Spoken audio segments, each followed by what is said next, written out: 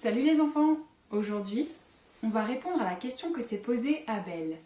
Pour ça, on va parler de foot, de science, mais aussi de la Bible. Ça veut dire quoi le péché dans la Bible, maman? Eh bien, le péché dans la Bible, ça veut dire rater le but que Dieu a pour nous.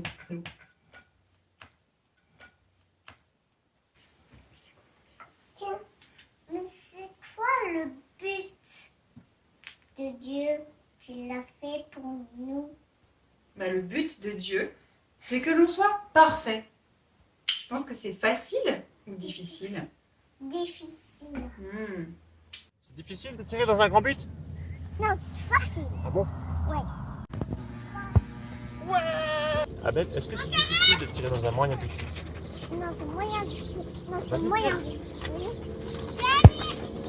Abel, est-ce que c'est difficile de tirer dans un petit but?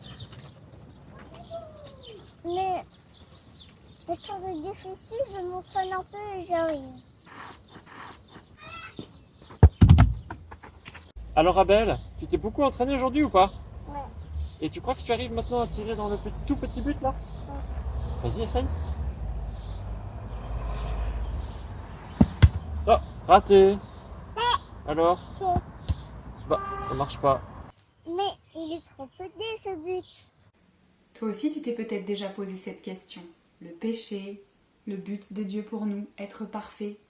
Mais comment est-ce qu'on peut faire? Être parfait, c'est impossible. C'est comme le dernier ballon. C'était impossible de le faire rentrer dans les cages des buts. C'était trop petit. Même avec des années d'entraînement, on ne pourra jamais y arriver. Mais alors, comment on peut être parfait, maman? Eh bien, c'est une très bonne question. Et je te propose qu'on appelle ensemble notre amie Eliette, qui est très forte pour nous raconter le miracle que Dieu a fait pour nous, pour que l'on soit parfait. Ce matin, j'ai reçu une question d'Abel. On a vu ensemble que malgré un entraînement intense, mettre le ballon dans les mini-cages était impossible. Il aurait fallu une aide ou bien un miracle. Eh bien, c'est pareil pour nous. Le but de Dieu, qu'on soit parfait, nous est impossible par nos propres forces. Même si Abel, t'as déjà réussi pas mal de buts, et bravo. Je vais vous montrer la réalité de ce que Jésus a permis pour nous et de comment est-ce que Dieu nous a libérés du péché. Il y a moi, le péché et Jésus. D'abord moi, plutôt transparent, bien liquide, apparence parfaite. Sauf que ça, c'était avant que j'ai des mauvaises attitudes, avant que je mente, ou que je triche, que j'ai des mauvaises réactions. Et tout ça, c'est le problème du péché. À force de faire tout ça, le péché a rempli mon corps et mon cœur. Et ça a noirci tout mon intérieur.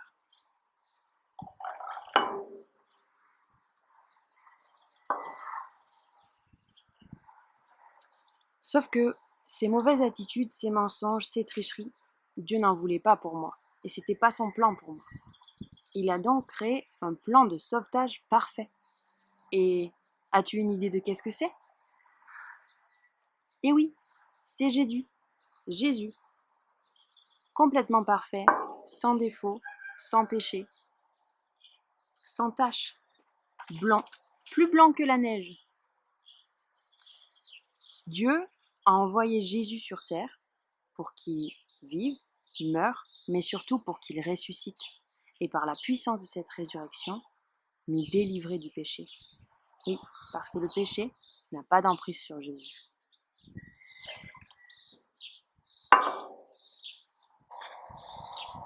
Si toi, tu dis oui à Jésus, tu dis oui à Dieu pour qu'il soit ton sauveur et ton Seigneur pour toute ta vie, et que tu lui demandes de te remplir, il pourra te sanctifier et te purifier.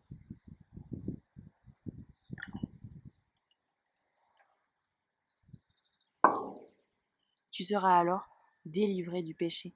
Et non, même si le péché veut te faire croire que tu es encore sous son emprise, que tu ne peux pas faire autrement que pécher, C'est faux. Jésus, par sa mort à la croix, nous a délivrés de ça. Et le péché n'a plus d'emprise sur nous.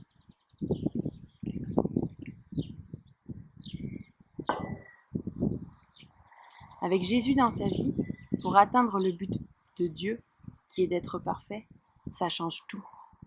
Dieu, à travers Jésus, nous a libérés du péché et de son emprise. Oui, Dieu t'a libéré du péché, et là on en voit la preuve. Jésus peut donc nous rendre parfaits aux yeux de Dieu.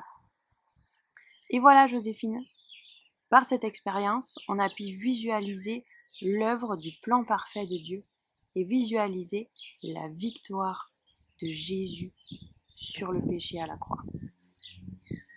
Dans ta Bible, dans le livre de Éphésiens au chapitre 1, le verset 4 nous dit « Dieu nous a choisis avant la création du monde pour que nous soyons saints et sans défaut devant lui. » Il nous est dit aussi au verset 7 « Qu'en Jésus-Christ, par son sang, nous sommes rachetés, pardonnés de nos fautes, conformément à la richesse de sa grâce. » C'est des mots qui peuvent te paraître compliqués, mais ça veut dire que Dieu avait prévu que tu sois au monde et que tu sois parfait.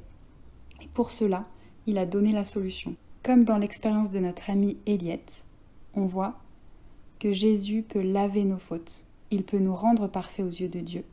Toi aussi, tu peux le croire. Toi aussi, tu peux décider de vivre cette expérience.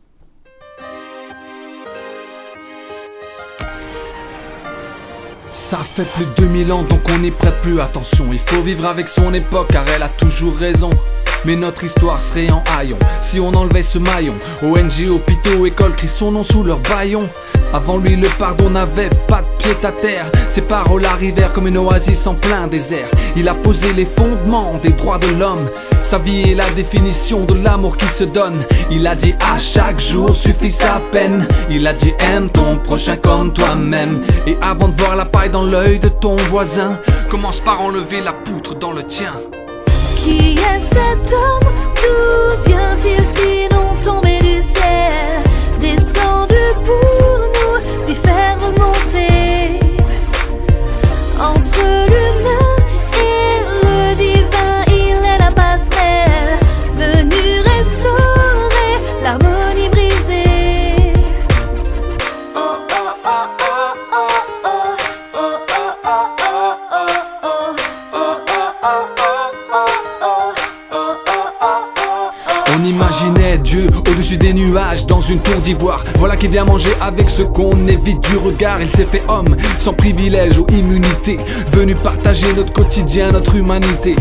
Il a connu la routine de nos labeurs. Il a goûté à nos joies et nos crève-cœurs. L'univers porte l'empreinte de ses mains. Pas étonnant qu'il guérisse des malades et multiplie des pains. On l'a traîné dehors, accusé à tort. On a cloué son corps, on a ri de sa mort. D'un mot, il aurait pu tous les anéantir, mais il est resté suspendu pour nous éviter le pire.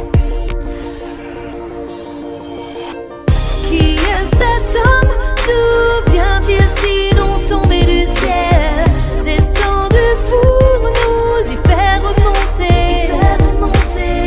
Entre l'humain et le divin, il est la passerelle, venu restaurer l'harmonie brisée. On a utilisé son nom pour faire de gros dégâts, de faux combats. Y a eu depuis le début des chauds débats, en haut débit, des hauts débats.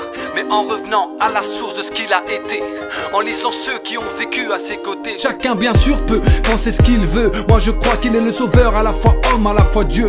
Je crois qu'il est le seul chemin qui conduit au seul être divin. Que nos fautes sont un poison dont il prend sur lui le venin. Et si les hommes veulent éteindre sa voix, au cœur de notre histoire reste plantée cette croix.